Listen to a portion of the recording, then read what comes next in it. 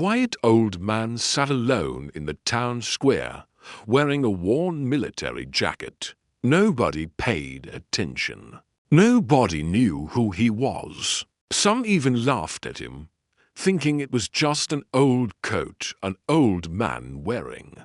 But everything changed the moment a convoy of black Humvees arrived, and a decorated general stepped out.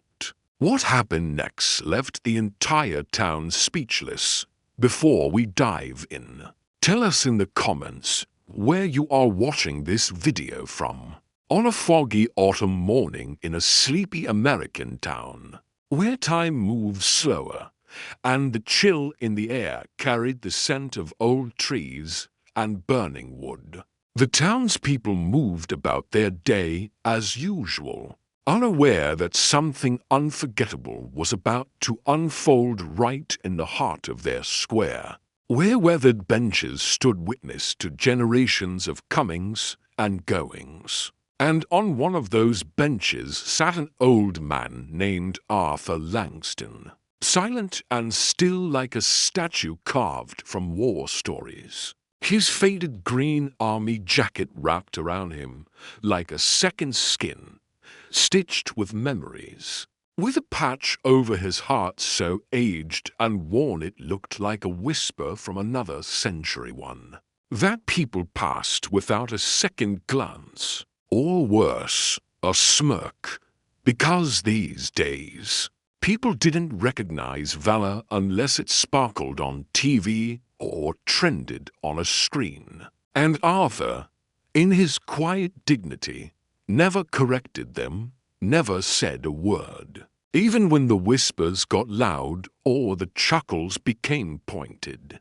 Beside him, a little boy, around 7, sat swinging his legs. Arthur's grandson, Noah, bright-eyed, full of questions, full of admiration for the man everyone else seemed to overlook. And as the town clock struck 9 a.m., a group of young military cadets from the nearby base strutted down the sidewalk in full uniform, laughing and chatting, freshly shaved, boots shining like mirrors. With Lieutenant Michael Thompson at the front, 24, confident, proud, full of that youthful bravado that made you think the world owed you respect, just because you wore a badge. And as they walked past Arthur, one of the cadets muttered just loud enough, "That's one ancient jacket, huh?"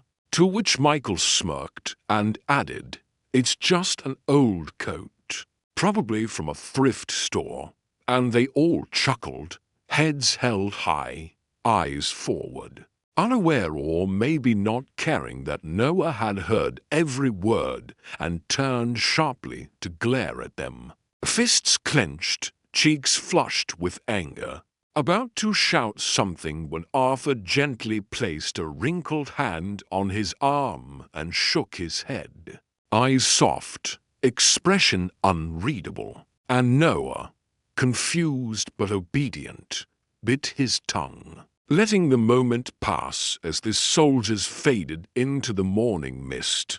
And for a few minutes, nothing happened. Birds chirped, a bus rumbled by, a mother pushed a stroller down the street, but then a strange sound began to echo through the town, a low, heavy rumble that made people stop mid-step and look around. And soon the noise grew louder, deeper, unmistakable to those who knew military engines. 6 of them, black Humvees, rolling in from the North Road, flanked by motorcycle outriders and followed by a black SUV, causing heads to turn, shopkeepers to step out, phones to be raised. And by the time the first Humvee came to a stop in front of the square, the entire area was frozen in silence, everyone watching, waiting, whispering, wondering what the hell was going on. And then the doors opened, not with urgency, but with the heavy precision of protocol.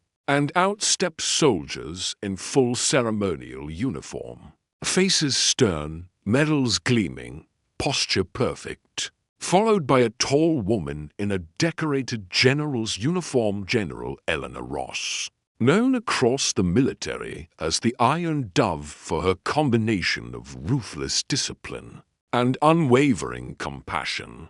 A legend in her own right, and as she stepped forward, the soldiers flanked her in a perfect V formation. The kind of thing you see in documentaries, not sleepy towns, and she walked slowly, purposefully, directly toward the bench where Arthur still sat, his hands folded over his cane, his expression unchanged, like he knew this was coming, like he had seen this before. And as she approached, the soldiers came to a halt and snapped into a synchronized salute, causing gasps from the crowd, gasps from Michael and his cadets, who had doubled back to see what the commotion was and now stood stiffly, eyes wide, suddenly unsure of everything they thought they knew. And then General Ross did something no one expected. She halted in front of Arthur, clicked her heels, and with a voice that carried through the square like a drumbeat, she said, "Major General Arthur Langston, sir, on behalf of the United States Armed Forces, it is our honor to recognize your service and to salute the last living recipient of the Operation Resolute Honor Patch." And in that instant, the world seemed to stop, because only 5 men had ever received that patch, and 4 of them were long buried, their stories etched into granite walls and folded flags, and Arthur quiet. Invisible Arthur was the 5th, the last, the one no one remembered until now, and the crowd gasped again. Phones trembled in hands. Michael looked like he'd swallowed glass, and even Noah's mouth fell open as he turned to stare at his grandfather like he was seeing him for the first time. And General Ross stepped aside as a soldier presented a small case, opened it to reveal a fresh medal and citation, which Arthur accepted with a slight nod. Then slowly, painfully, stood up, his knees creaking, his back stiff, but his eyes clear and steady as ever. And what happened next was something no one in that town would ever forget. Each of the soldiers dropped to one knee in front of him, a full military kneel, heads bowed, hands on hearts, and the general herself removed her hat and whispered, "Forgive us for forgetting." And Arthur, with tears forming in his eyes, looked around at the gathered faces, at the people who once ignored him, laughed at him, pitied him, and simply said, "You remember now. That's enough," before turning toward Michael, who by now looked like a child lost in a thunderstorm, his hands trembling, jaw clenched. And Arthur walked right up to him, slow but steady, then reached up, placed a hand on his shoulder, and said softly, "It's easy to salute a man once he's been introduced. Harder to honor the ones you don't recognize." And Michael, eyes filled with tears, dropped his gaze and whispered, "I'm sorry, sir, I didn't know." And Arthur replied, "You will. That's why you're here." And just like that, he stepped back, saluted the flag flying above the square, and walked toward the Humvee, his grandson trotting beside him, his cane tapping gently against the bricks.